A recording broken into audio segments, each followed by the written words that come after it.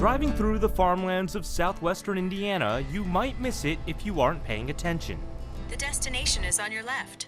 This is LYLES Station, a small farming community in Gibson County, Indiana. So what's so special about this place? To get some answers, I decided to go to school, in a classroom set in 1922.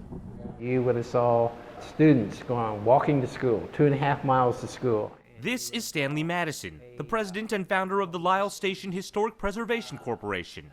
Madison founded the organization in 1998 to tell the story of LYLES Station. We feel like that we have been kind of missed on the books as far as for the history of the African American farmers. The story goes back to the beginning of the 1800s when Americans started seeing opportunities in Midwestern territories, including some black Americans. One of our earliest farmers, I guess you might say, was Mr. Charles Greer, and he bought his first 40 acres back in the 1813, before we even became a state in 1816. More than 20 African American farming settlements sprung up in the area, founded by black pioneers. South of us here, that's the Sand Hill area, and then off to the northeast over by Patoka River, that was the Roundtree.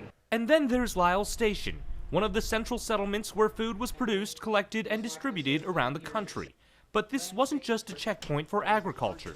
LYLES Station also played a role in the Underground Railroad, a gateway to freedom for those who made it across the Ohio River. Some people would come and stay 3 to 5 years, and then may stay 10 years, and then after they kind of got on their feet, then they moved and migrated on up through Indiana, up in the edge of Michigan.